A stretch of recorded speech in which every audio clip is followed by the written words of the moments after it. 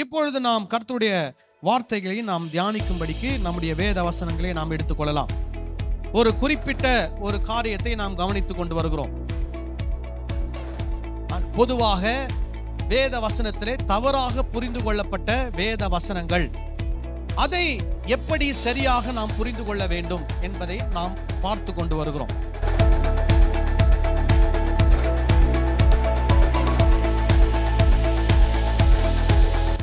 இன்றைக்கு திருச்சபையிலே வேத வசனங்கள் கற்பிக்கப்படுகிறது.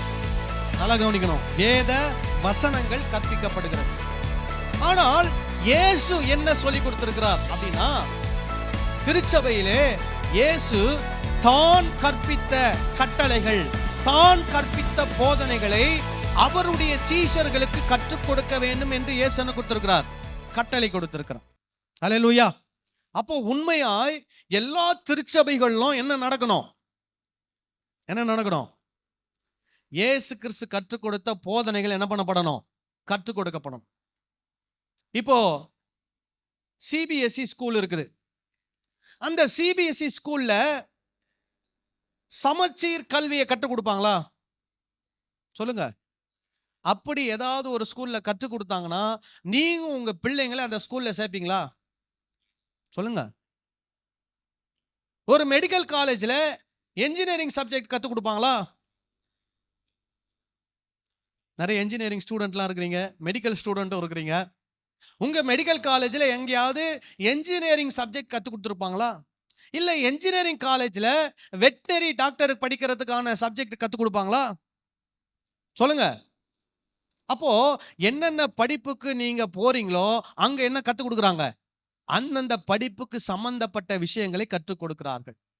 அப்போ திருச்சபை, கிறிஸ்துவின் சபை, இயேசு கிறிஸ்துவை பின்பற்றக்கூடிய விசுவாசிகள், இயேசுவை கடவுளாக ஏற்றுக்கொண்டிருக்கிறவர்கள், இயேசு கிறிஸ்துவுடைய சீஷர்கள் என்று அழைக்கப்படுகிறவர்களுக்கு என்ன கற்றுக் கொடுக்கப்படணும்? இயேசு கிறிஸ்துவினுடைய போதனைகள் கற்றுக் கொடுக்கப்பட வேண்டும். ஆமென் சொல்லலாமா? ஹல்லேலூயா. சரி, இப்ப நான் சொல்ற வசனத்தை என்னோடு சேர்ந்து வாசிங்க. ஆகையால் நீங்கள் தேவ வசனத்தை எங்களாலே கேள்விப்பட்டு ஏற்றுக்கொண்ட போது அதை மனுஷர் வசனமாக ஏற்றுக்கொள்ளாமல் தேவ வசனமாகவே ஏற்றுக்கொண்டதினாலே நாங்கள் இடைவிடாமல் தேவனுக்கு ஸ்தோத்திரம் செலுத்துகிறோம். அது மெய்யாகவே தேவ வசனம்தான். விசுவாசிக்கிற உங்களுக்குள்ளே அது பலனும் செய்கிறது. ஹல்லேலூயா. இன்னொன்னு சொல்லிடுங்க, நாங்கள் கேட்பது மெய்யாகவே தேவ வசனம்தான்.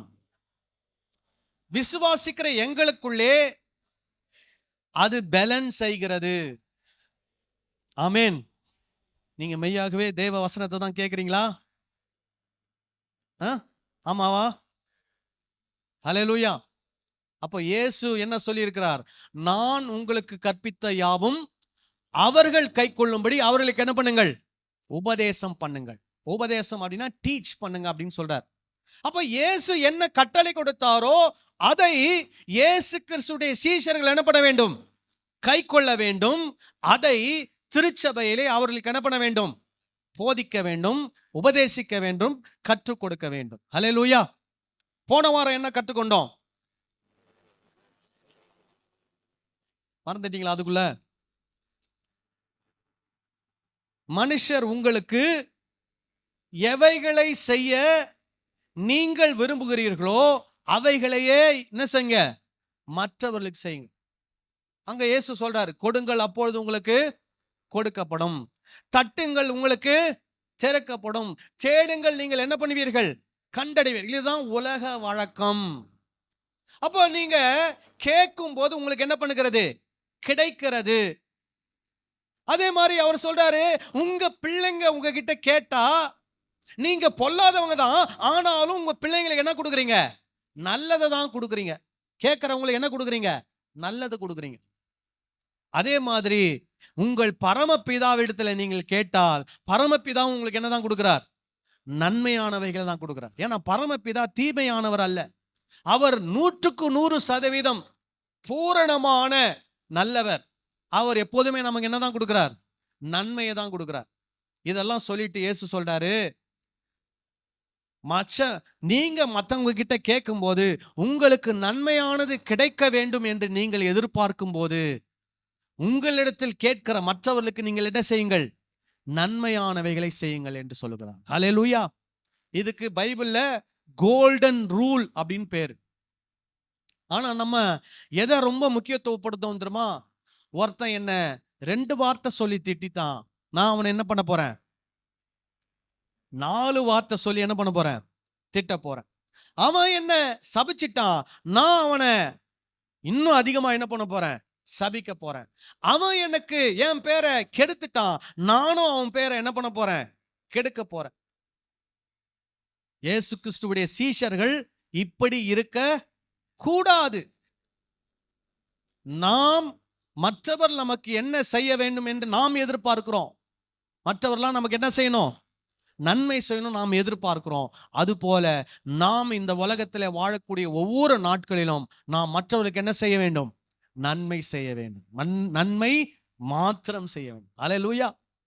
சரி, இப்ப அடுத்த சப்ஜெக்ட் போவோம். அதே 7ஆம் அதிகாரம், மத்தேயு 7ஆம் அதிகாரத்திலே 13 வசனத்திலிருந்து நாம பார்க்க போறோம்.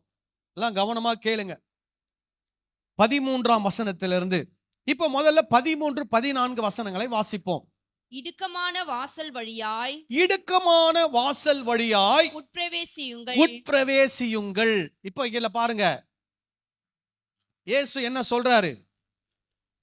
இடுக்கமான வாசல் வழியா என்ன பண்ணுங்களாம்? உட்பிரவேசியுங்கள் அப்படின்ட்டார். இப்ப இது இயேசு கொடுத்திருக்கக்கூடிய ஒரு கட்டளை. அவரை இதுல கட்டாயமா அப்படின்லாம் சொல்லல. ஆனா அவர் சொல்ல வர வார்த்தையில என்ன அடங்கி இருக்குது? இடுக்கமான வாசல் வழியா என்ன பண்ணுங்க? போங்க அப்படின்னு சொல்லிட்டார். அப்போ அவரை பின்பற்றக்கூடிய ஒவ்வொரு சீஷர்களும் தெரிந்து கொள்ள வேண்டிய வாசல் எது? சொல்லுங்க. இங்க நமக்கு ஆப்ஷன்லாம் கிடையாது. 2 வழி இருக்குது, நீ உனக்கு எது விருப்பமோ அதை தெரிந்து கொள் அப்படின்னு இயேசு சொல்லவே இல்லை. இயேசு என்ன சொல்லிட்டார்னா, இடுக்கமான வாசலை என்ன பண்ணுங்கள்?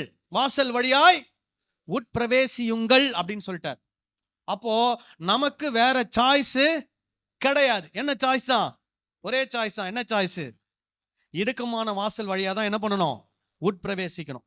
சரி, அப்புறம் என்ன சொல்றாரு பாருங்க, கேட்டுக்கு போகிற வாசல். இன்னொரு வாசல். அது என்ன வாசல்? கேட்டுக்கு போகிற வாசல்.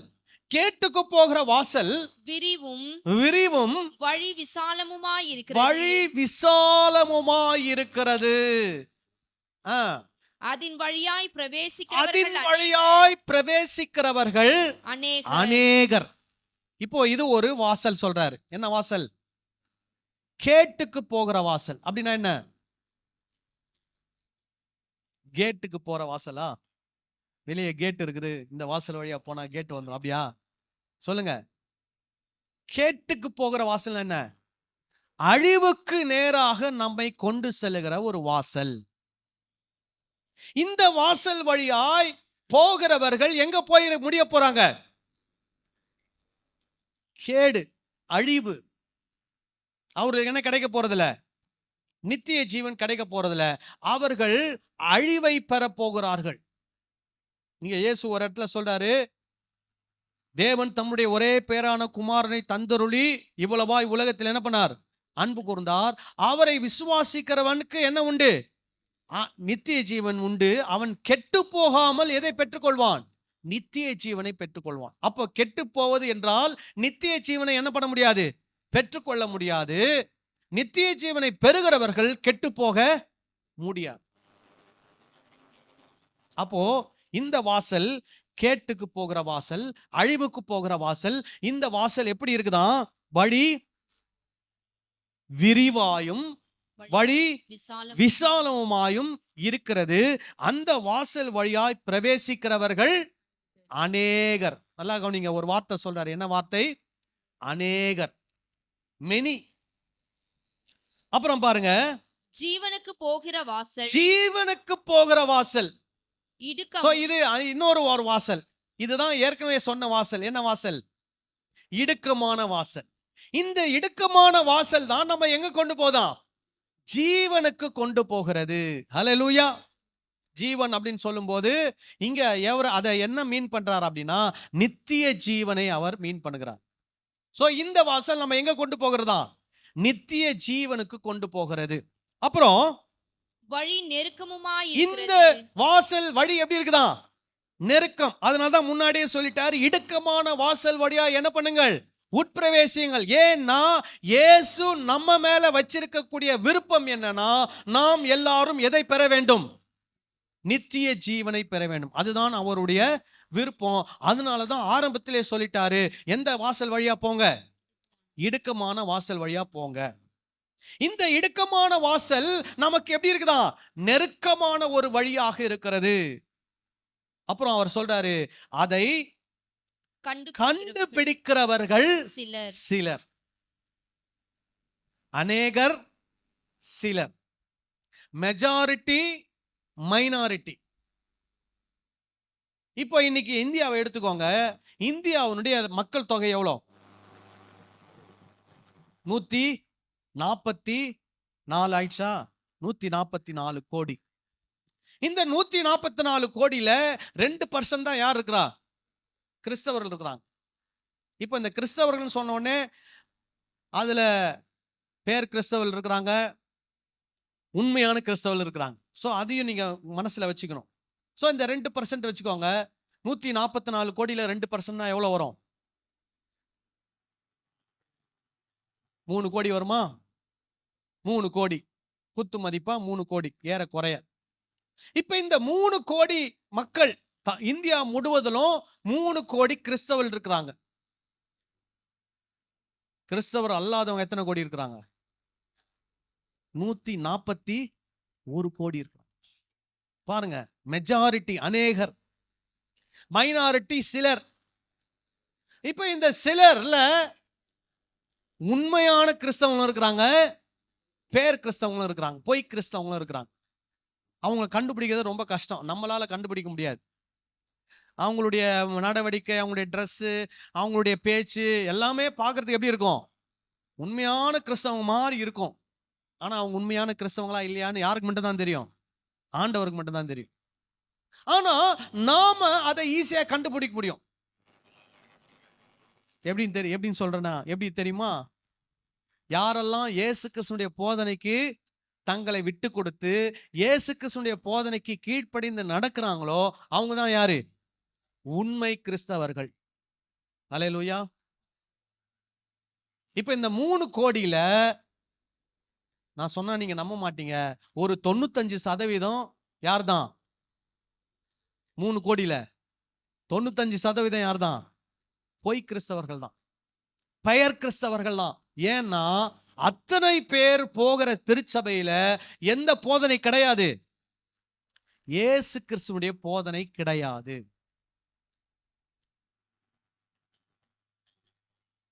நூத்தி 44 கோடியில 3 கோடி மெஜாரிட்டி மைனாரிட்டி.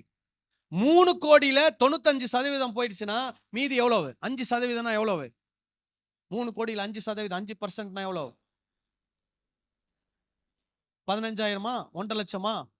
1.5 லட்சம். 3 கோடியில 1.5 லட்சம் கிறிஸ்தவர்கள் தான் எப்படிப்பட்டவர்களா இருக்கிறாங்களா? உண்மை கிறிஸ்தவர்களாக இருக்கிறார்கள். அப்ப இந்த 3 கோடியில 1.5 லட்சம் மட்டும்தான் எந்த வாசலை தெரிஞ்சிருக்கிறாங்க? இடுக்கமான வாசலை தெரிந்து கொண்டிருக்கிறார்கள், கண்டுபிடித்திருக்கிறார்கள். அந்த 1.5 லட்சத்துல நீங்களும் நானும் இருக்கணும். ஆமென் சொல்லலாமா? ஹல்லேலூயா. ஏன்னா கிறிஸ்தவத்துல எடுத்துக்கோங்க, 1.5 லட்சம் இருக்குது. 3 கோடியில 1.5 லட்சம் போச்சுன்னா எவ்வளவு மீதி? 2 கோடியே 98,50,000. 2 கோடியே 98,50,000 மெஜாரிட்டி, 1.5 லட்சம் மைனாரிட்டி. எப்பவுமே மைனாரிட்டி சிலர் எதை தெரிந்து கொள்வார்கள்? இடுக்கமான நெருக்கமான வாசலை தெரிந்து கொள்வார்கள். என்றால் அதை தான் தெரிந்து கொள்ளுங்கள் என்று இயேசு நமக்கு என்ன பண்ணியிருக்கிறாரு? கற்றுக் கொடுத்திருக்கிறார். ஹல்லேலூயா. இப்போ இங்க எதை பத்தி பேசுறாரு இயேசு அப்படின்னா, வழியை பற்றி பேசுகிறார். வழி, த வே. நீ எந்த வழியை தெரிந்து கொள்ள வேண்டும். ஆனா அவரு சீஷர்கள்கிட்ட பேசும்போது இந்த 2 வழி இருக்குது, இந்த 2 வழியில ஏதாவது ஒரு வழியை தெரிந்து கொள்னு அவர் சொல்லவே இல்லை. அவர் ஒரே ஒரு விஷயத்தை தான் சொல்றாரு. நீ எந்த வழியை தெரிந்து கொள்? இடுக்கமான வழியை தெரிந்து கொள், நெருக்கமான வழியை தெரிந்து கொள், ஜீவனுக்கு போகிற வழியை தெரிந்து கொள். அதை கண்டுபிடிக்கிறவர்கள் யார்தான்? சிலர் மாத்திரமே. அந்த சிலரிலே நீங்கள் ஒருவராக என்ன பண்ண வேண்டும்? இருக்க வேண்டும். நான் சொல்றது, நீங்களும் நானும் அந்த சிலர்ல ஒருவராக என்ன பண்ண வேண்டும்? இருக்க வேண்டும். ஒரு ஆமென் சொல்லலாமா? ஹல்லேலூயா. இன்னைக்கு இந்த உலகம் எப்படி நம்ம போகுது? பெரிய கூட்டம் என்ன செய்தோ அதை தான் நானும் என்ன பண்ணணும்? செய்யணும். இன்னைக்கு நீங்க நம்புறீங்களோ நம்பலையோ, நாம் செய்யக்கூடிய அநேக விஷயங்கள் நாம் விரும்பி செய்வதில்லை, நம்மை யாரோ என்ன பண்றாங்க? இயக்கி செய்ய வைக்கிறார்கள். நீங்க எத்தனை பேர் அதை யோசிக்கிறீங்கன்னு எனக்கு தெரியாது. நீங்க நீங்க ஒரு ஷாம்பு வாங்கணும்னு நினைப்பீங்க. ஏன் அந்த ஷாம்பு வாங்குறீங்க? ஏன் அந்த ஷாம்பு வாங்குறீங்க நீங்க நினைக்கிறீங்க? உங்களுக்கு தோணுது அதனால வாங்குறீங்களா? இல்ல. நீங்க டிவி பார்க்கும்போது அந்த டிவில என்ன போடுறான்? ஒரு விளம்பரம் போடுறான். என்ன சொல்றான்? இந்த ஷாம்பு போட்டீங்கன்னா உங்க முடி எப்படி இருக்கும்? நல்லா இருக்கும், சில்கியா இருக்கும், டேண்ட்ரஃப் போயிடும், பிசுபிசுப்பு தன்மை போயிடும், ரொம்ப பளபளன்னு இருக்கும்னு அவன் சொல்றான். அதனால நீங்க அவன் சொல்றதை கேட்டு நீங்க என்ன பண்றேன்னு நினைக்கிறீங்க? அதை வாங்கணும்னு நினைக்கிறீங்க. ஒரு காலத்துல நம்ம ஆட்கள் உப்பு, கல்லுப்பு வச்சு என்ன பண்ணுவாங்க? பல்லு விளக்குவாங்க. வேப்ப குச்சி வச்சு என்ன பண்ணுவாங்க? பல்லு விளக்குவாங்க. அப்போ வெள்ளைக்காரன் என்ன சொல்லிட்டான்? என்னையா நீ காட்டுவாசி மாதிரி என்ன பண்ணிட்டு இருக்கிற? உப்பு வச்சு என்ன வைக்கிற? பல்லு விளக்குற. இப்ப இந்த உப்பு வச்சு பல்லு விளக்குறது, வேப்ப குச்சி வச்சு பல்லு விளக்குறதெல்லாம் நம்ம மூதாதையர்கள் நமக்கு சொல்லி கொடுத்தது. தமிழ் கலாச்சாரத்துல நமக்கு சொல்லி கொடுத்தது. அப்படி பல்லு விளக்குனவங்க பல்லுலாம் எப்படி இருக்குது? உறுதியா, ஸ்ட்ராங்கா இருக்குது. அப்புறம் ஒரு காலம் வந்தது. என்ன? எல்லாரும் எதுல தான் பல்லு விளக்கணும்? பிரஷ்ல தான் விளக்கணும். என்ன பேஸ்ட் யூஸ் பண்ணணும்? கோல்கேட் பேஸ்ட் தான் யூஸ் பண்ணணும்னு ஒரு இது வந்தது. அப்படியே காலம் மாறி மாறி மாறி இப்போ கேட்குறான், உன் பேஸ்ட்ல உப்பு இருக்கான்னு கேட்குறான். இப்போ சொல்றான், உங்களுடைய பேஸ்ட்ல கரி இருக்கிறது. கரி உங்க பல்ல என்ன பண்ணுகிறது? வெண்மையாக சுத்தமாக்குகிறது. உங்களுடைய பேஸ்ட்ல வேப்ப பட்டை இருக்குது, ஆழப்பட்டை இருக்குது, ஆலமரத்து பட்டை இருக்குது. இது உங்க பல்ல என்ன பண்ணுது? உறுதியாக்குதுன்றான். அப்போ நம்ம ஆளுங்க என்ன சொல்லுவாங்க? இதை தானையா நான் 30-40 வருஷத்துக்கு முன்னாடி செஞ்சுக்கிட்டு இருந்தேன். நீங்க என்ன பண்ணிட்டீங்க? இதெல்லாம் காட்டு மிராண்டித்தனம், இதெல்லாம் கிராமத்து எண்ணங்கள், இதெல்லாம் நாட்டு இது என்ன சொல்லுவாங்க? ஊர் நாட்டாங்க செய்யற வேலைகள் அப்படின்னு எங்களெல்லாம் என்னவா மாத்தணும்னு நினைச்சீங்க? டெக்னாலஜி நவீன மனிதனாக மாத்தணும்னு நினைச்சு என்ன பண்ணீங்க? பிரஷ்ஷை கொடுத்தீங்க, பேஸ்ட்டை கொடுத்தீங்க. இப்போ என்ன சொல்றீங்க? உங்க பேஸ்ட்ல உப்பு இருக்கான்னு கேட்குறீங்க, உங்க பேஸ்ட்ல கரி இருக்கான்னு கேட்குறீங்க. புரியுதா நான் சொல்லுது உங்களுக்கு? இன்னைக்கு நாம் நம்மை இயக்குகிறதில்லை, இந்த உலகத்தில் இருக்கக்கூடிய நிறைய ஊடகங்கள் தான் நம்ம என்ன பண்ணி கொண்டு இருக்கிறது? இயக்கி கொண்டு இருக்கிறது. இன்னைக்கு மெஜாரிட்டி பீப்புள் அப்படிதான் போயிட்டு இருக்கிறாங்க. அதுதான் விரிவான வாசல். ஆனா நாம் இயேசுவை பின்பற்றுகிறபடினாலே, இயேசு கிறிஸ்துவை பின்பற்றுகிற நாம் எப்பொழுதுமே இந்த உலகத்திலும் சரி, கிறிஸ்தவத்திலும் சரி, எப்பவுமே எப்படி இருப்போம்? தனித்தவர்களாய் இருப்போம். நம்முடைய வழி எப்பவுமே எப்படிதான் இருக்கும்? நெருக்கமா, தனி வழி. நம்ம வழியில என்ன வழி? தனி வழி. நிறைய பேர் அந்த ரஜினிகாந்த் இந்த டைலாக் சொல்லுவார், என் வழி தனி வழின்னு சொல்லுவார். ரொம்ப ஃபேமஸ் ஆயிடுச்சு இந்த டைலாக். ஆனா அவர் வழி தனி வழிலாம் இல்லை. அவர் வழி என்ன வழி? அந்த 141 கோடி மக்கள் என்ன வழியில போறாங்களோ அந்த வழியில தான் அவரும் என்ன பண்றாரு? போய்கிட்டு இருக்கிறார். ஆனா நம்ம அந்த 3 கோடியில எந்த வழியில போறோம்? தனி வழி. எந்த வழி? இயேசு என்கிற வழியை பின்பற்றுகிறோம். அந்த இயேசு என்ற வழிகளை பின்பற்றுகிற 3 கோடியில கூட 1.5 லட்சம் தான் உண்மையாய் அந்த வழியை என்ன பண்ணி கொண்டிருக்கிறார்கள்? பின்பற்றி கொண்டிருக்கிறோம். அதனால நீங்க பாத்தீங்கன்னா இந்த உலகத்துல, கிறிஸ்தவத்திலையும் சரி இந்த உலகத்திலையும் சரி, நம்மளை எப்போதுமே என்னதான் பண்ணி வைப்பாங்க? ஒதுக்கி வைப்பாங்க, தள்ளி வைப்பாங்க. அதனால நம்முடைய வாழ்க்கையில எப்பவுமே என்ன இருக்கும்? ஒரு நெருக்கம், ஒரு இடுக்கம். ஏன்னா நம்ம யாருக்கு ஒத்து போல? அந்த பெரும்பான்மையோடு ஒத்து போல, அந்த பெரிய கூட்டத்தோட நம்ம என்ன பண்ணல? ஒத்து போகல. நீங்க பாத்தீங்கன்னா இன்னைக்கு சென்னையில பிரம்மாண்டமான சபைகள் கட்டப்படுகிறது. அது இந்த காலகட்டத்துல தான் நடக்குது. இதுக்கு முன்னாடி நடக்கல. பிரம்மாண்டமான சபைகள், ஒரே பாத்தீங்கன்னா பெரிய ஆடிட்டோரியம் மாதிரி கட்டி வச்சிருக்கிறாங்க. ஒரு 30,000 பேர் 40,000 பேர் உட்கார மாதிரி. இந்த கலாச்சாரம் வேதத்தின் கலாச்சாரம் இல்லை. வேதத்துல ஆண்டவர் எப்பொழுதுமே இந்த மாதிரி ஒரே இடத்துல ஒரே நேரத்துல பல்லாயிரக்கணக்கான மக்கள் அமரும்படி ஒரு ஆலயத்தை கட்டுன்னு ஆண்டவர் என்னைக்குமே என்ன பண்ணதில்ல? சொன்னது கிடையாது. அது ஆண்டவருடைய சித்தமும் கிடையாது. ஆனால் அதன் பின்பதாக தான் இன்னைக்கு நிறைய கிறிஸ்தவர்கள் என்ன பண்ணிட்டு இருக்கிறாங்க? போய்கொண்டிருக்கிறார்கள். பிரம்மாண்டமான திருச்சபைகள் அநேகரை என்ன பண்ணுகிறது? கவர்ந்து இழுத்து கொண்டிருக்கிறது. மேலை நாடுகளிலே இன்னைக்கு பெரிய பெரிய பிரம்மாண்டமான திருச்சபைகள் அடித்து கொண்டிருக்கிறது. ஒரு காலத்துல ஒரு 30 வருஷத்துக்கு முன்னாடி அந்த பிரம்மாண்டமான திருச்சபைகள்ல லட்சக்கணக்கான மக்கள் ஒரே நேரத்துல கூடி உட்கார்ந்துருந்தாங்க. இன்னைக்கு அந்த இடங்கள்லாம் காலியா இருக்குதான். சீட்டெல்லாம் காலியா இருக்குதான். மக்கள்லாம் இப்போ வர்றதில்லை. எப்போக்கு அப்புறம் தெரியுமா? கொரோனாக்கு அப்புறம். பெரிய பெரிய சபைகள் அவங்களால சபையை நடத்த முடியல. சபை என்ன பண்றாங்க? க்ளோஸ் டவுன் பண்றாங்க. சபையை வேற ஏதோ ஒரு நிகழ்ச்சிக்காக மற்றவர்களுக்காக என்ன பண்றாங்க? வாடகைக்கு கொடுக்குறாங்க. அங்க மெகா சர்ச்லாம் என்ன ஆயிடுச்சு? ஃபெயிலியர் ஆயிடுச்சு. இப்போதான் இங்க மெகா சர்ச்ன்ற ட்ரெண்ட் என்ன இருக்குது? ஆரம்பமாயிருக்கு. இது ஆரம்பிச்சு வச்சவர் வேற யாரும் இல்ல, பால் யாங்கிச்சோ என்று சொல்லக்கூடிய ஒரு போதகர், சவுத் கொரியால. அவருடைய சபையில 10 லட்சம் பேர் ஒரே டைம்ல வருவாங்க. பிரம்மாண்டமான பில்டிங், பிரம்மாண்டமான கார் பார்க்கிங், மக்கள் கூட்டம் அப்படியே குவியும். அந்த கூட்டத்தை பார்த்தே போன நிறைய கூட்டம் உண்டு. அவர் இறந்த உடனே அந்த 10 லட்சம் பேர் கொண்ட ஒரே சபை பல்லாயிர சபையாக உடைந்து போனது. ஒரே சபை எத்தனை சபையா மாறிடுச்சு? பல ஆயிரம் சபைகளாக துண்டு துண்டா உடைஞ்சு போச்சு. ஆக்சுவலா அதுதான் தேவ சித்தம். ஒரே சபை ஆயிரக்கணக்கான லட்சக்கணக்கான மக்கள் வர வேண்டும் என்பது தேவ சித்தமே கிடையாது. ஏன்னா அத்தனை லட்சம் பேரையும் ஒரு போதகரால் என்ன பண்ண முடியாது? வழி நடத்த முடியாது. அது சாத்தியம் கிடையாது. இப்போ இங்க இந்த சபையில நீங்க ஒரு 60 பேர் 70 பேர் இருக்கிறீங்கன்னு வச்சுங்க. உங்க எல்லாருடைய பேரும் எனக்கு தெரியும். நீங்க எந்த வீட்டில் இருக்கிறீங்கன்றது எனக்கு தெரியும். உங்களுடைய குடும்ப சூழ்நிலை எல்லாம் எனக்கு தெரியும்.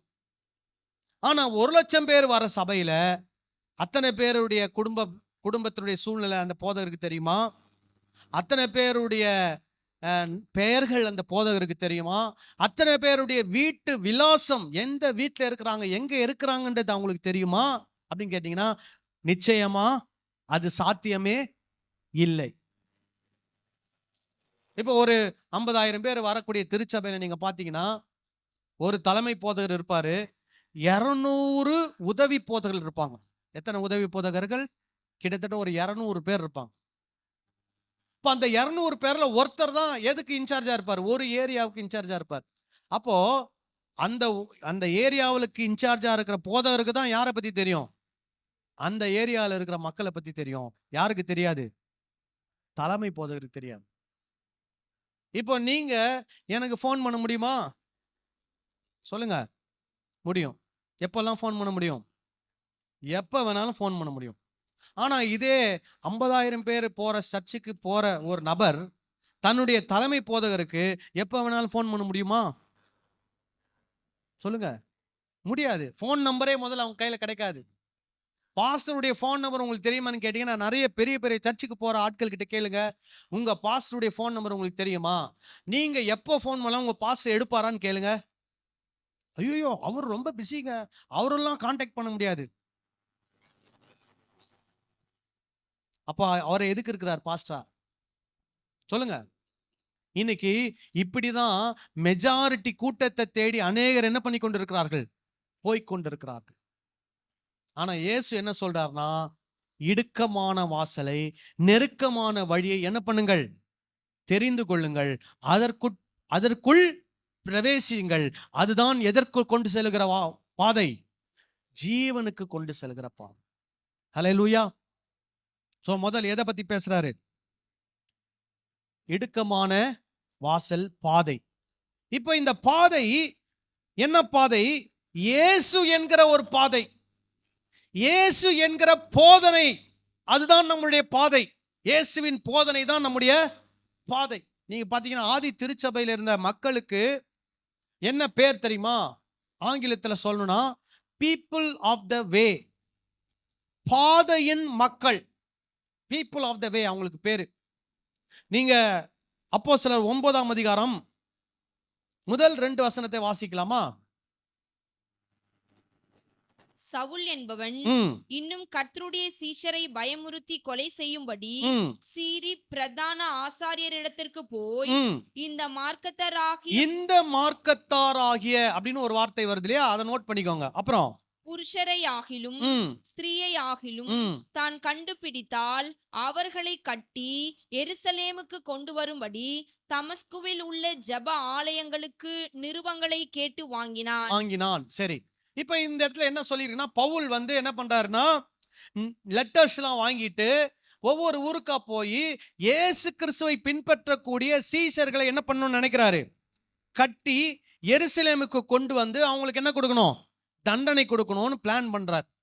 அப்போ அவர் என்ன சொல்றாருன்னா, இந்த மார்க்கத்தாராகிய அப்படின்ற ஒரு வார்த்தை பயன்படுத்துறார். ஆங்கில பைபிள்ல த பீப்புள் ஆஃப் த வே அப்படின்னு வரும். ஸோ மார்க்கத்தார் அப்படின்ற தமிழ்ல நமக்கு பயன்படுத்தி இருக்கிறாங்க. ஸோ இது எதுனா, இயேசு என்கிற அந்த கடவுளை பின்பற்றி அவருடைய போதனைகளுக்கு கீழ்ப்படிந்து நடக்கிற இந்த சீஷர்களை என்னன்னு சொல்லி அழைத்தாங்க? பீப்புள் ஆஃப் த வே. அப்ப நம்மெல்லாம் யாரா இருக்கணும்? பீப்புள் ஆஃப் த வே. நாமும் இந்த மார்க்கத்தாராக நாம் என்ன பண்ண வேண்டும்? காணப்பட வேண்டும். நம்முடைய மார்க்கம் என்னன்னா, இயேசு கிறிஸ்துவனுடைய மார்க்கம். நம்முடைய மார்க்கம் என்ன? இயேசு கிறிஸ்துவனுடைய போதனை. நம்முடைய வழி என்ன? இயேசு என்கிற வழி. நம்முடைய வாசல் என்ன? இயேசு என்கிற வாசல். ஹல்லேலூயா. அப்போ இந்த வாசல் எப்படிப்பட்ட வாசல்? இடுக்கமான வாசல். இந்த வழி எப்படிப்பட்ட வழி? நெருக்கமான வழி. ஆனால் இந்த வழிதான் நம்ம எங்க கொண்டு போகிறது? ஜீவனுக்கு கொண்டு போகிறது. ஆமென் சொல்லலாமா? ஹல்லேலூயா. சரி, அடுத்து வாசிப்போம் 15 20 வரைக்கும். கள்ள தீர்க்கதரிசிகளுக்கு எச்சரிக்கையாயிருங்கள். இப்போ வழியை பத்தி சொல்லிட்டாரு. ஏன் கள்ள தீர்க்கதரிசிகளை பத்தி சொல்றாருன்னு நினைக்கிறீங்க? ஏன்னா விசாலமான வழியில இன்னைக்கு இருக்கக்கூடிய 3 கோடி கிறிஸ்தவர்கள்ல 2,98,50,000 கிறிஸ்தவர்களை வழி விலக பண்ணுகிறது யார் தெரியுமா? இந்த கள்ள தீர்க்கதரிசிகள் தான். மெஜாரிட்டிய கொண்டு போறது யாரு?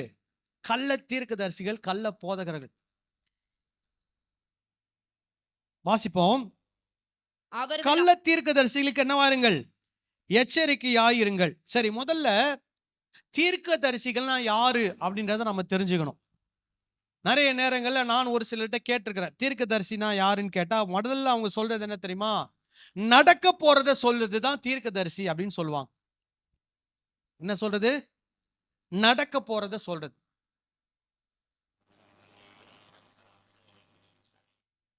கொஞ்ச நாளுக்கு முன்னாடி நமக்கு மழை எல்லாம் வந்தது.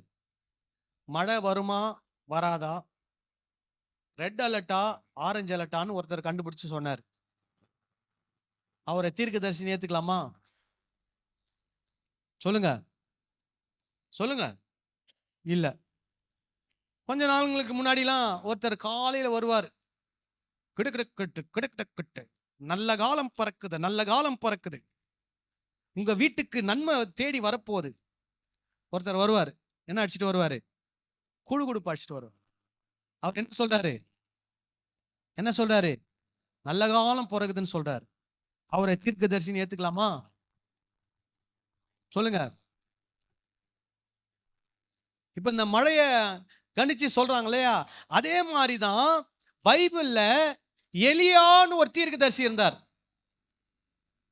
அந்த தீர்க்கதரிசி வரப்போற விஷயத்த சொன்னது, கணிச்சு சொன்னது என்ன தெரியுமா? ஒன்னே ஒண்ணுதான். என்ன நடக்கும்னு சொல்லுது அந்த எலியான்ற தீர்க்கதரிசி, என்ன நடக்க போகுதுன்னு சொன்னது ஒன்னே ஒண்ணுதான். என்ன சொன்னார் தெரியுமா? என்ன சொன்னார் தெரியுமா? முதல்ல மழை வராதுன்னாரு. ரெண்டாவது என்ன சொன்னாரு? மழை வரும்னாரு. இதுதான் எலியா தீர்க்கதரிசி நடக்க போறத பத்தி சொன்ன ஒரே விஷயம்.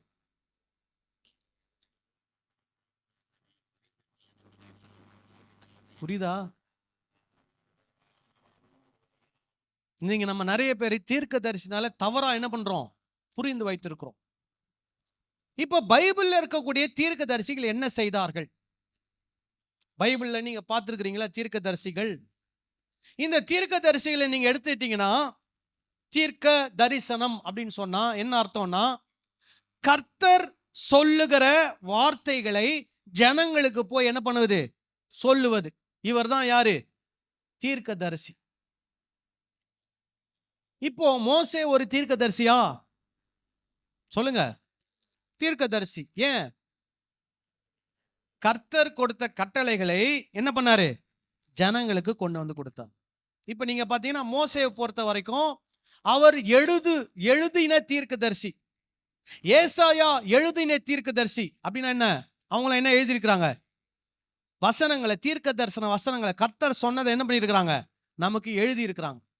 ஸோ மோசே, அப்புறம் மோசே, ஏசாயா, எரேமியா, எசேக்கியல் போன்றவர்களாம் எழுதின தீர்க்கதரிசிகள். கர்த்தர் சொன்னதை என்ன பண்ணியிருக்கிறாங்க? எழுதி ஜனங்களுக்கு சொல்லியிருக்கிறாங்க. இதுல எழுதாத தீர்க்கதரிசிகள் இருக்கிறாங்க. நாத்தான் தாவீது கிட்ட வந்து தீர்க்க தரிசனம் சொல்றார். அவர் எழுதினாரா ஏதாவது புஸ்தகம்? இல்ல. எலியா புஸ்தகம் எழுதியிருக்கிறாரா? எலிசா புஸ்தகம் எழுதியிருக்கிறாரா? இல்ல.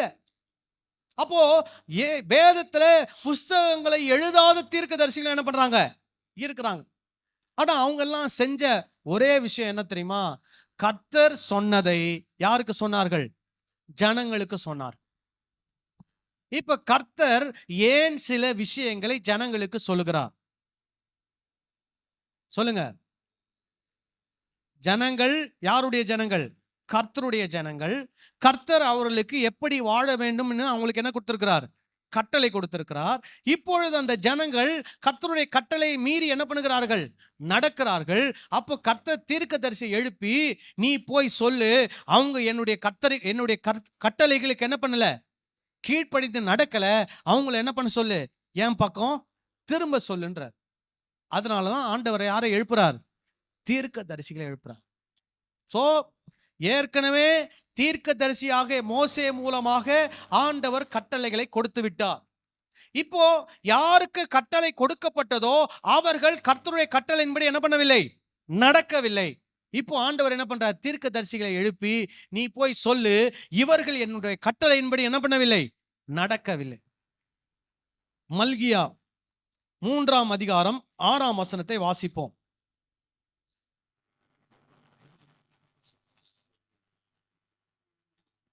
நான் கர்த்தர், நான் மாறாதவர், ஆகையால் யாக்கோபின் புத்திரராகிய நீங்கள் நிர்மூலமாகவில்லை.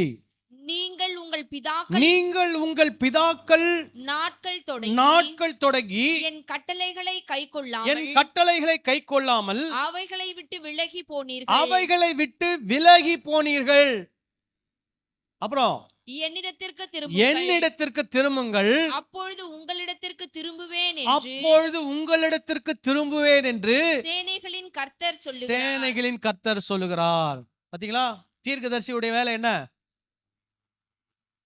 சொல்லுங்க. நீங்கெல்லாம் உங்க பிதாக்கள் நாட்கள் தொடங்கி என்னுடைய கட்டளைகளை கை கொள்ளாமல் என்னை விட்டு என்ன பண்ணீர்கள்? தூர விலகி போயிட்டீங்க. இப்போ நீங்க எல்லாம் என்ன பண்ணுங்க? என்னிடத்திற்கு திரும்புங்க. அப்போ தீர்க்கதரிசிகள் என்ன செய்தார்கள்? தேவ ஜனங்களை யாரிடத்திற்கு திருப்பினார்கள்? கர்த்தரிடத்திற்கு, தேவனிடத்திற்கு திருப்பினார்கள். அவர்கள்தான் யாரு? நல்ல தீர்க்கதரிசிகள், சரியான தீர்க்கதரிசிகள். இப்போ அவங்க நடக்க போறத பத்தி சில இடங்கள்ல சொல்லியிருக்கிறாங்க. யோனா தீர்க்கதரிசி சொல்றார், நினைவே பட்டணத்துக்கு போய் சொல்றார், மக்கள் நீங்கள் எல்லாரும் அக்கிரமம் செய்கிறீர்கள், 40 நாளிலே உங்களுடைய பட்டணம் என்ன பண்ண போகிறது? அழிக்கப்பட போகிறது. நடக்க போறத சொல்றார். ஆனா ஒரு விஷயம் சொல்றாரு, நீங்க மனம் திரும்பிட்டீங்கன்னா அது என்ன பண்ணாது? நடக்காது. உடனே அந்த ராஜா முதல் அந்த ஊர்ல இருக்கக்கூடிய மிருகம் வரைக்கும் எல்லாரும் என்ன பண்றாங்க? உபவாசம் பண்ணி தங்கள் பாவங்களை அறிக்கையிட்டு அவர்கள் மனம் திரும்புகிறார்கள். ஆண்டவர் அவருடைய பட்டணத்தை என்ன பண்ணவில்லை? அழிக்கவில்லை. சோ தீர்க்கதரிசி எதுக்காக போனாரோ அது நடந்துருச்சா? நடந்துருச்சு. அவங்களை என்ன பண்ணிட்டாரு? கர்த்தரிடத்திற்கு கொண்டு வந்து விட்டார். இப்ப இந்த எரேமியா, ஏசாயா போன்றவர்கள் தீர்க்க தரிசனம் சொல்றாங்க. தீர்க்க தரிசனம் யாருக்கு சொல்லப்படுகிறது? இஸ்ரவேல் ஜனத்துக்கு சொல்லப்படுகிறது. இஸ்ரவேல் ஜனம்னு சொன்னா குறிப்பா யூதேயா, யூதா ராஜா, யூத ராஜ்யம். அதாவது இந்த யூதா ராஜ்யம் அப்படின்னு சொல்லும்போது பெஞ்சமின் கோத்திரம், யூதா கோத்திரம், 2 கோத்திரம் அங்க இருக்கும். இவங்களுக்கு ஆண்டவர் எரேமியா, ஏசாயா, எசேக்கியேல் மூலமா என்ன பண்றாரு? தீர்க்க தரிசனங்களை சொல்றார். ஏன் சொல்றார் அப்படின்னா நல்லா புரிஞ்சுக்கணும்.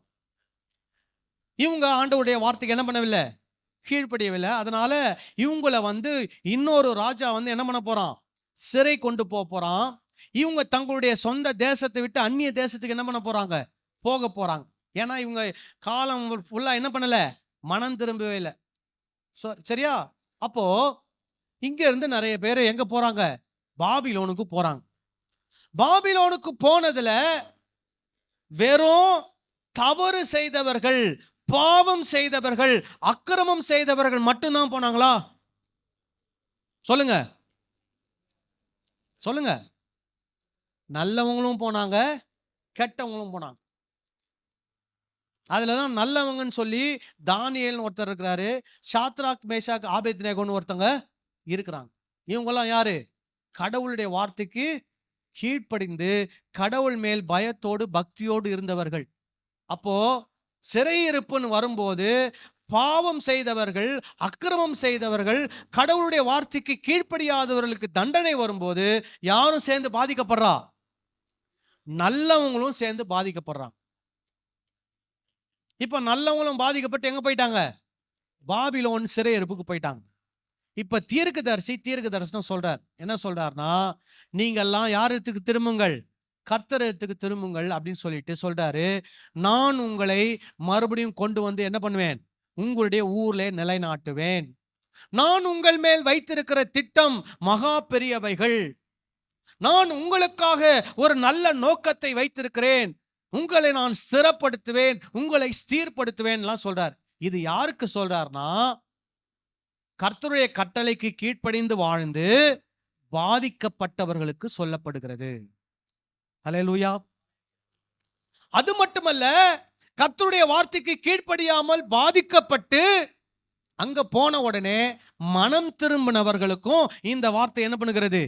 தீர்க்கதரிசி மூலமாய் சொல்லப்படுகிறது.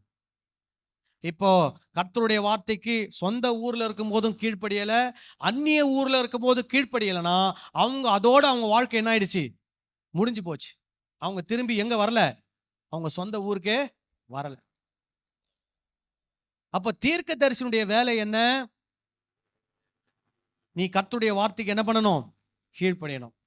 கர்த்தருடைய வார்த்தைக்கு கீழ்ப்படியலையா என்ன பண்ணனே? மனம் திரும்பி எங்க வா? கர்த்தரத்துக்கு வா. அப்போ கர்த்தர் உன்னை என்ன பண்ணுவார்? நிலைநாட்டுவார், உன்னை ஆசீர்வதிப்பார், உன்னை ஸ்திரப்படுத்துவார், உன்னை உயர்த்துவார்.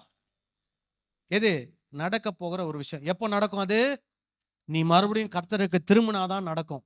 நீ மறுபடியும் மனம் திரும்பினாதான் நடக்கும். உன்னுடைய பாவங்களை உணர்ந்து நீ அவைகளை அறிக்கையிட்டாதான் உனக்கு நடக்கும். அதுதான் யாருடைய வேலையா இருந்தது? தீர்க்கதரிசிகளுடைய வேலையா. அப்போ சுருக்கமா சொல்லணும்னா, தீர்க்கதரிசினா யாரு? கர்த்தருடைய வார்த்தையை ஜனங்களுக்கு சொல்லி ஜனங்களை யாரிடத்துல கொண்டு வருகிறவர்? கர்த்தரிடத்திற்கு கொண்டு வருகிறவர். இன்னைக்கு இருக்கக்கூடிய தீர்க்கதரிசிகள் என்ன பண்றாங்க சொல்லுங்க? தீர்க்கதரிசிகள் எப்படி தெரியுமா பண்றாங்க? ஒரு சர்ச்சில் போயிடுறாங்க, மைக் எடுத்துக்கிறாங்க, கர்த்தர் 7 என்கிறதை காண்பிக்கிறார். 7 7 7 7 7. உடனே யாராவது ஒருத்தர் 7ஆம் தேதி பிறந்தவங்க யாராவது ஒருத்தவங்க இருப்பாங்க. அப்புறம் யாரையோ ஒருத்தரை சும்மா நிக்க வச்சுட்டு, உங்க வீட்டில் எஸ் எஸ் எஸ் எஸ்ன்னு யாராவது எஸ்? ஏசுராஜ்.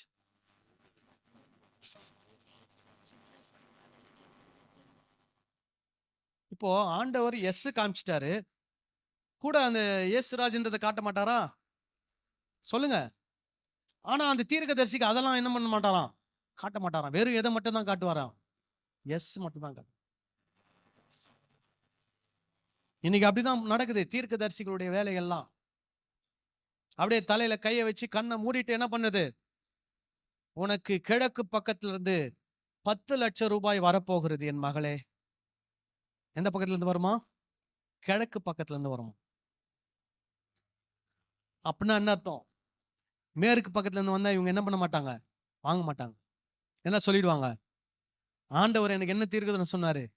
கிழக்குல இருந்து தான் 10 லட்சம் வரும்னு சொன்னாரு. நீங்க எங்க இருந்து வந்திருக்கிறீங்க?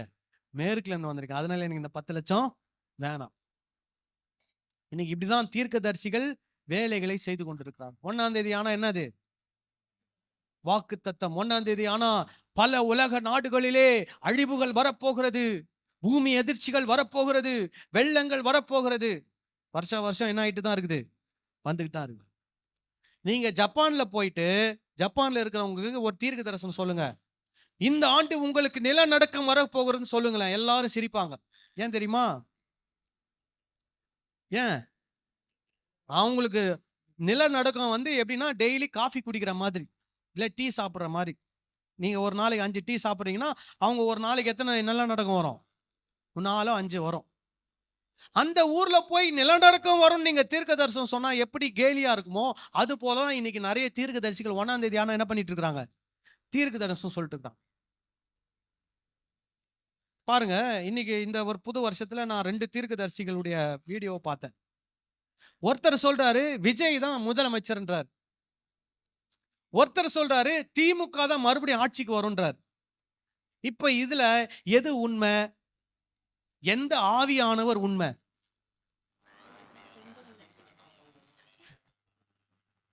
ஒருத்தர் சொல்றாரு விஜய் தான் முதலமைச்சர்ன்றார். அவர் சொன்னது உண்மையா? அவருக்குள்ள இருக்கிற ஆவியானவர் உண்மையா? எனக்கு தெரியணும். அல்லது இன்னொருத்தர் சொல்றாரு இந்த முறை திமுக தான் மறுபடியும் ஆட்சிக்கு வரும் அப்படின்னு தீர்க்க தரிசனம் சொல்றாரு. இப்போ அவர் சொல்றது உண்மையா? அவருக்குள்ள இருக்கிற ஆவியானவர் உண்மையா? எனக்கு அந்த உண்மை தெரிஞ்சாகும். சொல்லுங்க. அதனால நம்ம எப்படி இருக்கணும்னா, இந்த மாதிரி தீர்க்க தரிசிகளை நம்பி என்ன பண்ணிட்டு இருக்க கூடாது? ஓடிக்கிட்டு இருக்க கூடாது. புரியுங்களா நான் சொல்றது? தீர்க்க தரிசி பின்னாடி ஓடினீங்கன்னா எந்த முடிவு தான்? கேட்டுக்கு போகிற வாசலுக்கு தான் நீங்க போகணும். நல்ல தீர்க்கதரிசி கர்த்தருடைய வார்த்தையை உங்களுக்கு சொல்லி உங்களை யார் இடத்துல கொண்டு வருவார்? கர்த்தர் இடத்திற்கு கொண்டு வருவார். இன்னைக்கு நிறைய தீர்க்கதரிசி சொல்ற விஷயம் என்ன தெரியுமா? நான் இந்த நபருக்காக ஜெபம் பண்ணினேன், இவருக்கு என்ன ஆயிட்டு? சுகமாயிட்டு. அதனால என்னிடத்திலே ஜெபம் பண்ணுகிற வருகிற எல்லாருக்கும் என்ன உண்டு? சுகம் உண்டு. இப்போ இவர்கிட்ட ஒருத்தர் சுகமாயிட்டார் இல்லையா? அவர் என்ன பண்ணணும்? அவர் ஜெபம் பண்ணி தானே சுகமாச்சு. அவர் நேரம் எங்க போனோம்? அடுத்தது ஜிஹெச்சுக்கு போனோம், கேஎம்சிக்கு போனோம், அப்புறம் ஸ்டான்லிக்கு போனோம். சென்னையில் இருக்கக்கூடிய எல்லா மருத்துவமனைக்கு போய் என்ன பண்ணணும்? சொல்லுங்க.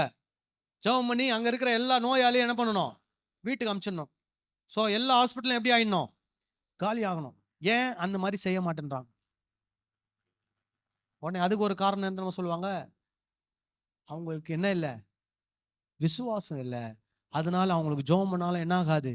சுகமாகாது. ஆனா சபையில வர்றவங்க எல்லாருக்கும் என்ன இருக்குது? விசுவாசம் இருக்குது. அதனால ஜெபம் பண்ணா என்ன ஆயிடும்?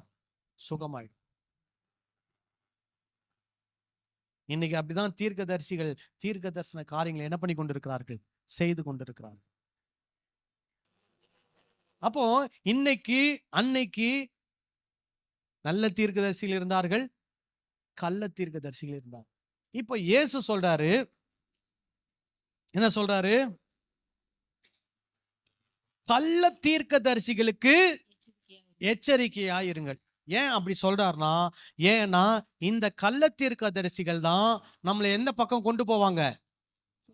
விசாலமான வழிக்கு, கேட்டுக்கு போகிற வழிக்கு யார் கொண்டு போவா? இந்த கள்ள தீர்க்கதரிசி தான் கொண்டு போவாங்க. அதனால்தான் இயேசு சொல்றாரு, இந்த கள்ள தீர்க்கதரிசிகளுக்கு எப்படி இருங்க? எச்சரிக்கையாயிருங்க. பாருங்க, பேதுரு இயேசு கிறிஸ்துடைய சீஷர். 2 பேதுரு 2ஆம் அதிகாரம் தான் நாங்கெல்லாம் சனிக்கிழமையில தியானம் பண்ணி கொண்டு வருகிறோம். அதுல பேதுரு ரொம்ப அழகா சொல்றாரு.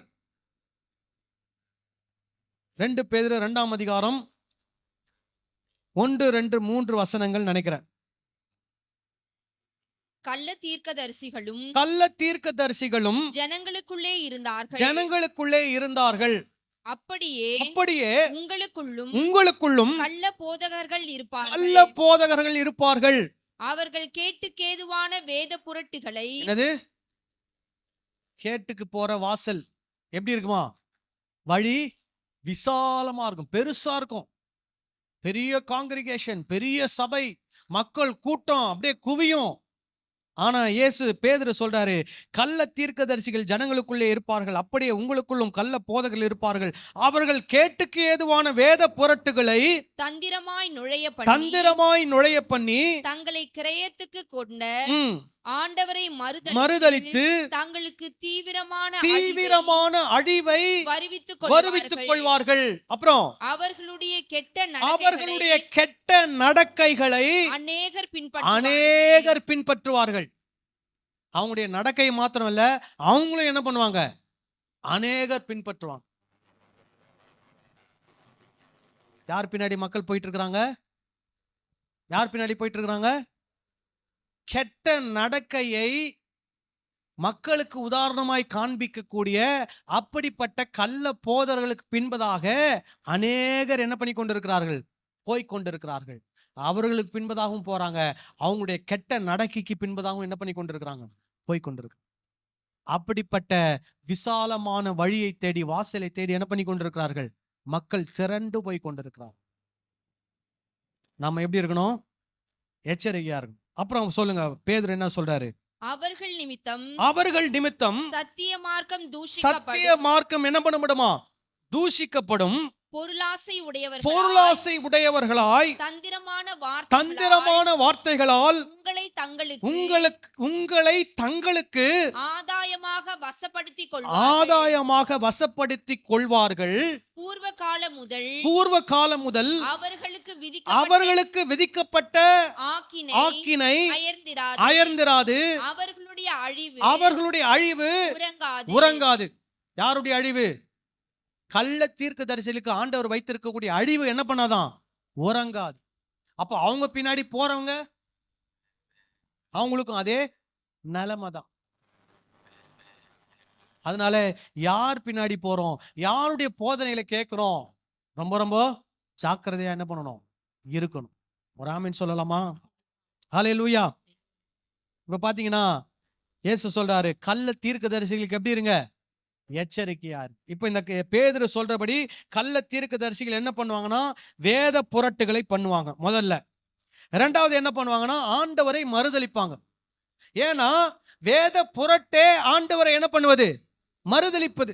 இப்ப நான் இயேசு கிறிஸ்துவினுடைய போதனையை ஜனங்களுக்கு போதிக்காம வேற எதையோ நான் போதிக்கிறேன்னா, நான் யாரை மறுதலிக்கிறேன்? இயேசுவை மறுதலிக்கிறேன். இப்ப பாத்தீங்கன்னா யோவான் ஒரு இடத்துல சொல்றார், 2 யோவான் 7ஆம் வசனம் நினைக்கிறேன். மாம்சத்தில் வந்த ஆ, இயேசு கிறிஸ்துவை அறிக்கை பண்ணாத ஆ. அநேக So, வஞ்சகர் இயேசுவை அறிக்கை பண்ணாத அப்படின்னா என்னன்னா, இயேசு கிறிஸ்துவுடைய போதனை ஜனங்களுக்கு கற்றுக் கொடுக்காத, இயேசு கிறிஸ்துவை கடவுளாக ஏற்றுக்கொள்ளாத வஞ்சகர் அநேகர் இந்த உலகத்துல என்ன பண்ணிருக்கிறார்களாம்? தோன்றி இருக்கிறார்கள். அப்புறம் இப்படிப்பட்டவனே வஞ்சகனும் வஞ்சகனும் அந்தி அந்தி கிறிஸ்துவுமாய் இருக்கிறான். உங்கள் செய்கைகளின் பலனை ம். இழந்து போகாமல் ஆ. பூரண பூரண பலனை பெறும்படிக்கு எச்சரிக்கையா எச்சரிக்கையா இருங்கள். நீங்க இந்த உலகத்துல கிறிஸ்தவங்களா வாழ்றதற்கான பூரண பலனை நீங்க என்ன பண்ணணும்? பெற்றுக்கொள்ளணும். அப்படின்னா நீங்க எல்லாரும் எப்படி இருக்கணும்?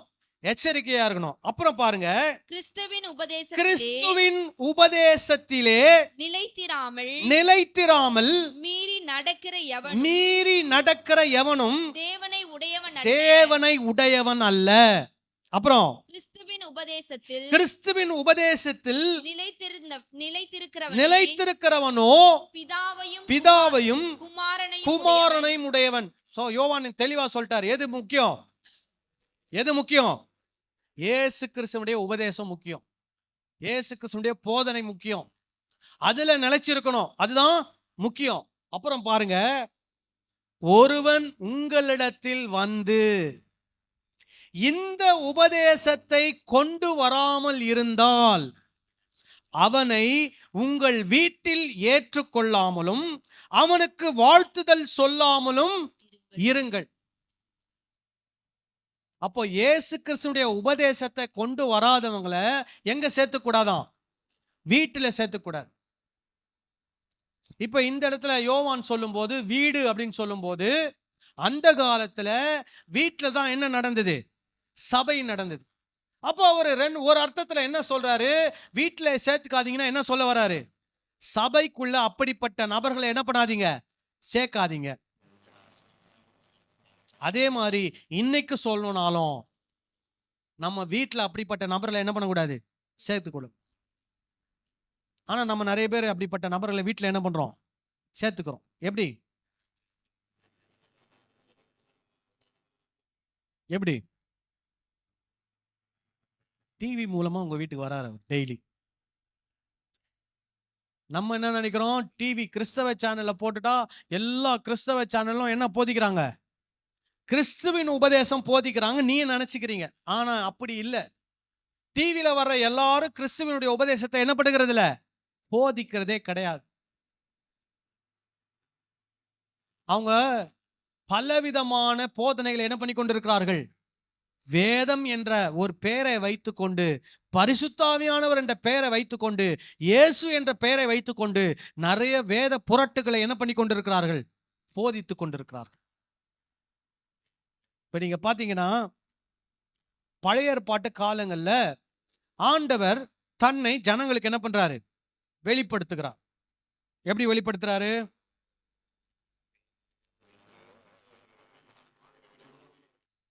தேவன் தன்னை வெளிப்படுத்துறார். ஆபிரகாமுக்கு எப்படி தன்னை வெளிப்படுத்தினார்? நான் சர்வ வல்லமை உள்ள தேவன். ஆபிரகாமுக்கு அப்புறம் ஈசாக்கு, யாக்கோபுக்கு அப்புறம் தான் யார் வரா? மோசே வரார். மோசே கிட்ட ஆண்டவர் தன்னை வெளிப்படுத்துறார். எப்படி வெளிப்படுத்துறார் தெரியுமா? இருக்கிறவராக இருக்கிறேன் அப்படின்னு சொல்லி வெளிப்படுத்துறார்.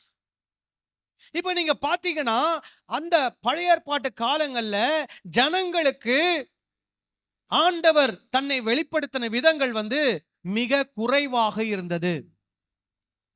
யாருக்கு மட்டும்தான் முழுமையான வெளிப்பாடு கிடைச்சதுன்னா ஆதாமுக்கும் ஏவாளுக்கும் தான். அவங்க விழுந்து போனதுக்கு அப்புறமா அதுக்கப்புறமா வந்த மனிதர்களுக்கு ஆண்டவருடைய வெளிப்பாடு குறைவாகவே இருந்தது. அதுவும் குறைவுல இருந்து படிப்படியாக அது என்ன ஆயிட்டே வருது? முன்னேறி அதிகரித்து கொண்டே வருது. இப்ப பாத்தீங்கன்னா ஆபிரகாமுக்கு ஆண்டவரை பற்றி இருந்த வெளிப்பாடை விட மோசேக்கு ஆண்டவரை பற்றி இருந்த வெளிப்பாடு அதிகம். மோசேக்கு ஆண்டவரை பற்றி இருந்த வெளிப்பாடை விட அதுக்கப்புறமா வந்த தீர்க்கதரிசிகளுக்கு ஆண்டவரை பற்றி இருந்த வெளிப்பாடு அதிகம். சொல்றது விளங்குதா? இப்படியே படிப்படியா ஆண்டவரை பற்றி வெளிப்பாடு ஜனங்களுக்கு என்ன ஆகுது? உண்டாகி கொண்டே வருகிறது. இப்போ இப்படியே வந்து கடைசியில ஒரு இடத்துல நிக்குது. எங்க நிக்குது? இயேசு என்ற இடத்துல நிக்குது. இயேசு கிறிஸ்துவின் மூலமாக கடவுளை பற்றிய வெளிப்பாடு 100% ஜனங்களுக்கு என்ன பண்ண வச்சு வெளியே வந்துடுச்சு. இப்ப கடவுளை பத்தி தெரியணும்னா யாரை பத்தி தெரிஞ்சா போதும்? இயேசுவை பற்றி தெரிந்தால் போதும். ஆனா இன்னைக்கு போதகர்கள் கடவுளை பற்றி தெரிந்து கொள்வதற்கு எங்க தெரியுமா போறாங்க? பின்னாடி போறாங்க. எங்க போறாங்க? ஆபிரகாம் கிட்ட போறாங்க, பின்னாடி போறாங்க மோசே கிட்ட போறாங்க, பின்னாடி சாமுவேல் கிட்ட போறாங்க, பின்னாடி எலியா கிட்ட போறாங்க, பின்னாடி எலிசா கிட்ட போறாங்க. கடவுளை பத்தி தெரிஞ்சா யாரை பத்தி தெரிஞ்சுக்கணும்? இயேசுவை பற்றி தெரிஞ்சுக்கணும்.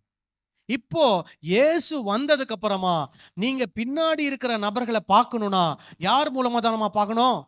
இயேசு மூலமா தான் பார்க்கணும். இதுதான் சரியான போதனை. ஆனா இன்னைக்கு நமக்கு நிறைய உலகத்துல, இன்னைக்கு சென்னையில, தமிழ்நாட்டுல டிவியில பேசக்கூடிய ஊழியர்கள்லாம் இயேசுவையே தொட மாட்டாங்க. எங்க போயிடுவாங்க? ஆபிரகாம், ஈசாக்கு, யாக்கோபு, சாமுவேலு, எலியா, எலிசா. நல்லா பாருங்க, இவங்கெல்லாம் எப்படின்னா LKG, first standard, second standard மாதிரி. நம்ம எங்க இருக்கிறோம்? இயேசுன்ற இடத்துல இருக்கிறோம். பிஹெச்டி வாங்கிட்டு நிற்கிறோம். இப்போ பிஹெச்டி நம்ம கையில இருக்கும்போது நம்ம எங்க போகக்கூடாது? எல்கேஜி போகக்கூடாது. எங்கப்பா அப்படியே எல்கேஜி பக்கம் போகணும்னாலும் எந்த சைடில், எந்த கண்ணோட்டத்தில் பார்க்கணும்? பிஹெச்டி கண்ணோட்டத்தில் தான் பார்க்கணும். அதை இப்போ நமக்கு இயேசு என்ற முழுமையான வெளிப்பாடு என்ன பண்ணப்பட்டது? கொடுக்கப்பட்டு விட்டது. இப்போ நம்ம இந்த உலகத்தை பார்க்கறதும் சரி, இந்த பைபிள்ல இருக்கக்கூடிய பழைய ஏற்பாட்டு மனிதர்களை பார்க்கறதும் சரி, யாருடைய கண்ணோட்டத்தில் பார்க்கணும்? இயேசு என்கிற கண்ணோட்டத்தில் தான் பார்க்கணும். ஹல்லேலூயா. அப்பதான் மற்ற விஷயங்கள் நமக்கு எப்படி தெரியும்? தெளிவாக தெரியும். இல்லைனா நம்ம எப்பவுமே எப்படிதான் இருப்போம்? குழப்பத்துல தான் இருப்போம். இப்போ இந்த கள்ள தீர்க்கதரிசிகள் பண்ற வேலையெல்லாம் என்னதான்? இப்படிதான் நம்மளை எப்படி பண்ணி வச்சிருக்கிறாங்க? குழப்பி வச்சிருக்கிறாங்க. கவனமாக இருக்கும். அப்புறம் வாசிப்போம், மத்தேயு 7:15. கள்ள தீர்க்கதரிசிகளுக்கு எச்சரிக்கையா இருங்கள். அவர்கள் ஆட்டுத்தோலை போர்த்து என்னவா? ஆட்டுத்தோலை போர்த்து கொண்டு உங்களிடத்தில் வருவார்கள். உள்ளத்திலோ அவர்கள் பட்சிக்கிற ஓநாய்கள். இப்ப நல்லா பாருங்க, இந்த உதாரணத்தை ஆண்டவர் சொல்றார், இயேசு கிறிஸ்து சொல்றார். அந்த காலத்துல எல்லாருக்கும் என்ன இருந்தது? ஆடு இருந்தது. எல்லாரும் என்ன பண்ணுவாங்க? ஆடை கொண்டு போய் மேய்ப்பாங்க. இப்ப நிறைய நேரங்களில் ஆண்டவர் இஸ்ரவேல் ஜனங்களை ஆடுகளை போல அவர் என்ன பண்ணியிருக்கிறாரு? ஒப்பனையாக பேசியிருக்கிறார். இயேசு கிறிஸ்து கூட தன்னுடைய சீஷர்களை எதற்கு ஒப்பனையா பேசியிருக்கிறார்? ஆடுகளுக்கு ஒப்பனையா பேசியிருக்கிறார். இயேசு சொல்றாரு, நானே நல்ல மேய்ப்பன், என்னுடைய ஆடுகள் என்னுடைய சத்தத்துக்கு என்ன பண்ணும்? செவி கொடுக்கும்னு சொல்லி தன்னுடைய சீஷர்களை ஒப்பிட்டு பேசுகிறார். சரி, இப்போ ஆடுகள் இயேசு கிறிஸ்துடைய சீஷர்கள்னா ஓநாய்கள் யாரு சொல்லுங்க? இந்த கள்ள தீர்க்கதரிசி. ஆனா இவங்க வரும்போது எப்படி வருவாங்களாம்? ஆடு தோலை போத்திட்டு வருவாங்க. அப்போ இவங்க எந்த பேரை சொல்லிட்டு வருவாங்க? இயேசு என்ற பெயரை சொல்லி கொண்டுதான் வருவார்கள். ஆவியானவர் என்ற பெயரை சொல்லி கொண்டுதான் வருவார்கள். வேத வசனம் என்று சொல்லி கொண்டுதான் வருவார்கள். ஆனால் உள்ளத்திலோ அவர்கள் யாரா? பட்சிக்கிற ஓநாய்கள். அப்படின்னா என்ன அர்த்தம்னா, அவங்களுக்கு உங்களை பத்தி என்ன கிடையாது? கவலை கிடையாது. அவங்களுக்கு யாரை பத்தி தான் கவலை? அவங்களுக்கு அவங்கள பத்தி தான் கவலை. இப்போ ஓநாய் எதுக்குங்க வந்து ஆட்டுக்கிட்ட வருது? ஆடு நல்லா இருக்கணும்னு நினைக்குமா ஓநாய்? சொல்லுங்க. எப்படியாவது இந்த ஆட்டை நான் என்ன பண்ணணும்? சாப்பிடணும். இந்த ஆடு எனக்கு வேணும். என் பசி என்ன ஆகணும்? இந்த ஆடு மூலமா நிறைவேறணும். அப்போ கள்ள தீர்க்கதரிசியுடைய நோக்கம் என்ன அப்படின்னா, அவர்களுடைய பை நிரம்ப வேண்டும், அவர்களுடைய வாழ்க்கை சுகித்திருக்க வேண்டும், அவர்களுடைய போதனை கேட்கிறவருடைய வாழ்க்கை எக்கேடு கெட்டு போனாலும் அவர்களுக்கு என்ன இல்லை? கவலை இல்லை. அதனால இயேசு சொல்றாரு, கள்ள தீர்க்கதரிசிகளுக்கு எப்படி இருங்க? எச்சரிக்கையா. இப்போ ஒரு நல்ல தீர்க்கதரிசினா உங்களை யார்கிட்ட கொண்டு வருவாரு? இயேசு கிட்ட கொண்டு வருவார். ஒரு நல்ல தீர்க்கதரிசி உங்களுக்கு என்ன உபதேசம் பண்ணுவாரு? இயேசுனுடைய உபதேசம் பண்ணுவாரு. ஒரு நல்ல தீர்க்கதரிசி உங்களை எப்படிப்பட்டவர்களாய் உருவாக்குவார்? இயேசுவுக்கு உகந்த சீஷனாக, ஒரு நல்ல மற்றவர்கள் மேல் அக்கறை உள்ள ஒரு சீஷனாக, இந்த சமுதாயத்தின் மேல் அக்கறை உள்ள ஒரு சீஷனாக, திருச்சபையின் மேல் அக்கறை உள்ள ஒரு சீஷனாக, தேவ ராஜ்யத்தின் மேல் அக்கறை உள்ள ஒரு சீஷனாக என்ன பண்ணுவார்? உருவாக்குவார். ஆனா கள்ள தீர்க்கதரிசி என்ன பண்ணுவார்னா, உங்களை சுயநலவாதிகளாக, பொருளாசைக்காரராக, பண ஆசைக்காரராக, இந்த உலகத்தில் இருக்கக்கூடிய பொருட்களை தேடி ஓடுகிறவர்களாக, உயர்வுகளை தேடி ஓடுகிறவர்களாக கள்ள தீர்க்கதரிசி உங்களை என்ன பண்ணுவாங்க? உருவாக்குவாங்க. ஏன் தெரியுமா? நீங்க உயரும் போது அவங்க என்ன ஆகலாம்? உயர முடியும். எப்படி? நீங்க அவங்களுக்கு கொடுக்கிற பொருளாதாரத்தை வச்சு அவங்க என்ன ஆவாங்க? உயருவாங்க. அந்த காலத்துல இருந்த மத குருமார்கள் அப்படித்தான் இருந்தாங்க. இயேசு கிறிஸ்து வாழ்ந்த காலத்துல இருந்த மத குருகள், அவங்க வாழ்க்கை உயர்ந்துட்டே போச்சு. மக்களுடைய வாழ்க்கை எப்படி இருந்தது? அப்படியே தான் இருந்தது. இன்னைக்கு நீங்க பாத்தீங்கன்னா பெரிய பெரிய பில்டிங்லாம் கட்டுறாங்க, பெரிய பெரிய சபை போதகர்கள் உயர்ந்து கொண்டே போகிறார்கள். ஆனால் சபையில் இருக்கக்கூடிய மக்கள் என்ன ஆகுறது இல்ல? உயர்வதே இல்லை. இன்னைக்கு பெரிய பெரிய பில்டிங் கட்டியிருக்கிறாங்களே சபைக்கு, 150 கோடி, 250 கோடி, 350 கோடியில சபை பில்டிங் கட்டியிருக்கிறாங்க. அந்த சபைக்கு ஆரம்ப காலத்துல வந்த விசுவாசி எந்த வாடகை வீட்டுல இருந்தாரோ, இன்னைக்கும் அதே வாடகை வீட்டுல தான் அந்த விசுவாசி என்ன பண்றாரு? இருக்கிறார். ஆனா சபை மட்டும் எங்க வந்துடுச்சு? வாடகை இடத்துல இருந்து சொந்த இடம், சொந்த இடத்துல இருந்து சொந்த பில்டிங், சொந்த பில்டிங்ல இருந்து அடுத்த பெரிய இடம், அடுத்த பெரிய இடத்துல இருந்து அடுத்த பெரிய பில்டிங். இப்படியே அவங்க எதை நகர்த்திக்கிட்டே போறாங்க? அவங்களுடைய வாழ்வின் உயரத்தை நகர்த்தி கொண்டே போகிறார்கள். ஆனால் அந்த சபைக்கு வர மக்களுடைய வாழ்க்கை என்னாகல? உயரவே இல்லை.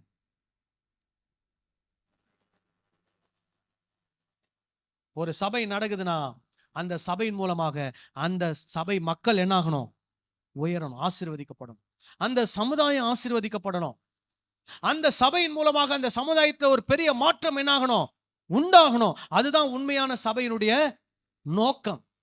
ஆனா இன்னைக்கு அந்த நோக்கமே என்ன ஆயிடுச்சு? மாறிடுச்சு. நான் வெளியூர்ல இருந்து இந்த ஊருக்கு வந்த குடும்பம் 2017. அப்போ நான் ஏற்கனவே ஊழியத்தில் இருந்ததுனால வந்து மறுபடியும் ஒரு சபை ஆரம்பிக்கணும்னு நான் நினைச்சு என்னுடைய ஒரு நண்பர்கிட்ட பேசிட்டு இருந்தேன். புதுசா ஒரு சபை ஆரம்பிக்கணும்னு இருக்கிறேன் அப்படின்னு. அவர் சொன்ன முதல் விஷயம் என்ன தெரியுமா? உனக்கு சொந்தமா ஒரு இடம் இருக்குதான்னு கேட்டார். சபை ஆரம்பிக்கணும்னா என்ன வேணுமா? சொந்த இடம் வேணும். இன்னைக்கு பாருங்க மக்களுடைய மனநிலை எப்படி இருக்குது? சபை ஆரம்பிக்கணும்னா என்ன இருக்கணும்? சொந்த இடம். நான் சொன்னேன், எனக்கு சொந்த இடம்லாம் இல்லை, நான் வாடகை இடத்துல தான் ஆரம்பிக்க போறேன். ஆனா ஒரு சபை என்ன பண்ண போறேன்? ஆரம்பிக்க போறேன். இன்னைக்கு இருக்கக்கூடிய நிறைய போதவர்களுடைய எண்ணம் என்ன தெரியுமா? ஒண்ணு சொந்த இடம் வரணும். சொந்த இடம் வந்துட்டா என்ன வந்துடணும்? ஒரு கட்டடம் கட்டிடணும். அந்த கட்டடம் கட்டிட்டா என்ன ஆகணும்? அடுத்தது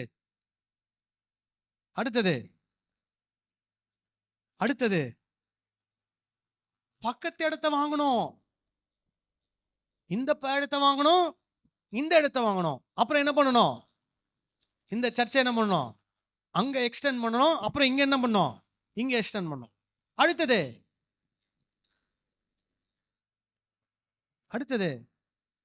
பக்கத்து இடத்தையும் வாங்கணும்.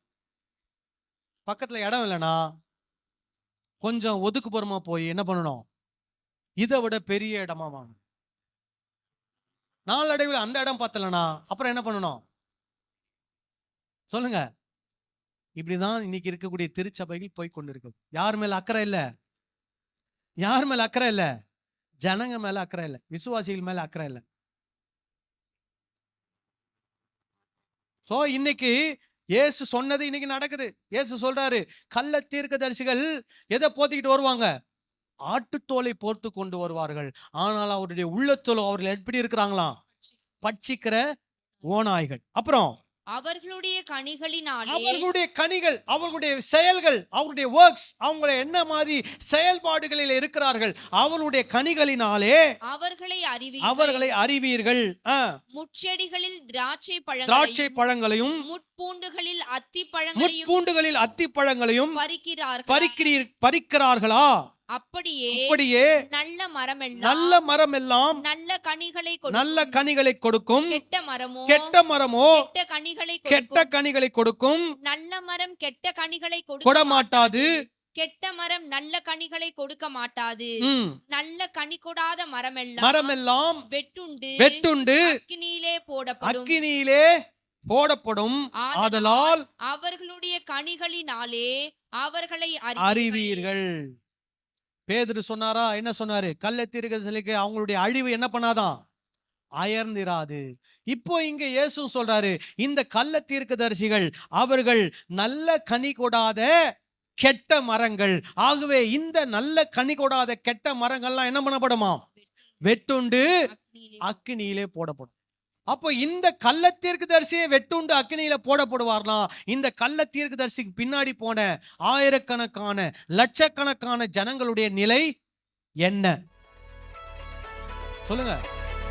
அதே நிலைமைதான்.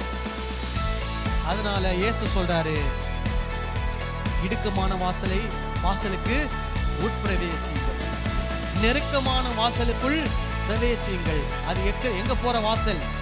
ஜீவனுக்கு போகிற வாசல்.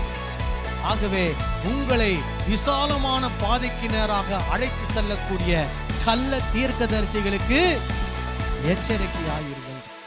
அல்லேலூயா. இன்னும் 2 பாயிண்ட் இருக்குது. டைம் ஆயிடுச்சு. அடுத்த வாரம் தொடருவோம். நம்ம எல்லாரும் எழுந்து நிற்போம், ஜெபம் செய்வோம்.